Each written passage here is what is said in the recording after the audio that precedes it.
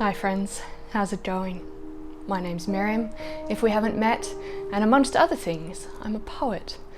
And usually when I film these, I'm sitting in an armchair, hence the armchair poet. Now it's been quite a while since I've recorded a video, but today seemed like the right day to share some poetry with you. International Women's Day has just passed us, so I thought I would share a precious poem that I have written since the last International Women's Day, or perhaps the year before, that just made me think of how we see ourselves as women and as people, and how we see others.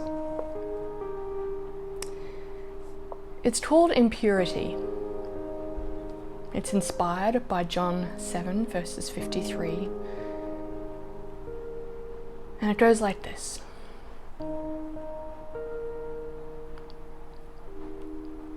Cover me with your image, clothe me in your righteousness. Caught in the act, they said. And they would be right, though they only arrested her in the midst of sin and left the other to go on his way. That's what the books say, at least.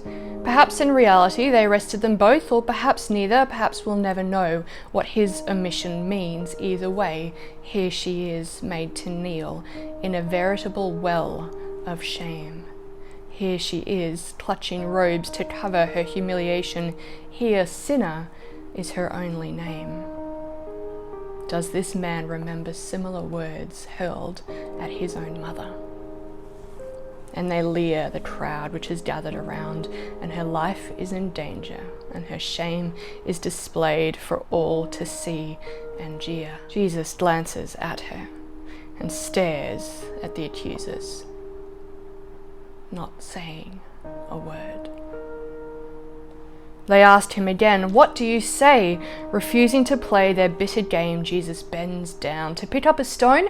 No, he is writing something in the dust, and you could have heard a pin drop.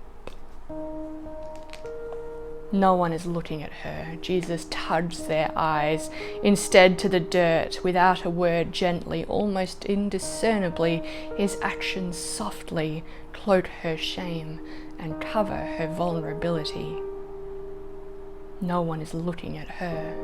They keep asking, accusing, and finally he straightens up, his eyes sad and angry. Let him who is without sin among you be the first to throw a stone. Then he turns back to the dirt, doodling in the dust, playing with the impurity. What does that word mean to me? She stares at him, so does everyone. No one is looking at her. Then one by one they begin to leave, the final indignant still gripping her arm with a righteous anger that digs into her flesh, watches in bewildered frustration until at last he too lets go. Let go. She waits, unsure what to do. No one is looking at her. Finally, he stands, glances around, and looks seriously, lovingly, right into her eyes. Only he is looking at her. He asks her the question. Uncertain, she replies, and he answers, "Then neither do I. Go now and sin no more." She leaves, cloaked now in his protecting attention, invited into all that he sees.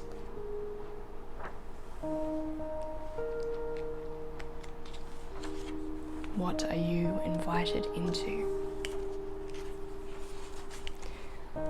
The next poem I wanted to share is also in the theme of International Women's Day, but also aware that some of my Muslim friends are preparing to celebrate Ramadan soon. So this piece is called Allah in Her Eye. I have Allah in my eye, my friend tells me, drawing her lower lid down to show red vessels on white globe, streaking away in artistic approximation of the Arabic name of God. We meet in cafes and malls, or on long walks from the bus stop, sitting behind the counter of the shop where she works, or amongst her classmates in her dormitory, all young ladies like herself, gathering to study Allah. We drink frothed ayran, sweet tea and coffee, eat spiced chips and soft cakes and curry. Her skill with makeup is remarkable, and she has a good eye for fashion, glamorous beauty, long sleek hair, lipstick and false eyelashes. We speak of many things, of marriage and work, of gin and theology, of beauty and Bollywood and envy, parents and films and love and prayers, sibling rivalries, Harry Potter and the Trinity. And she says, God will bless me, because she has Allah in her eye, holding tight to the marks of blessing. What does this all mean? And I never asked her, but I do wonder. Does he cry when she cries? Is he washed with her tears? There's Allah in her eye.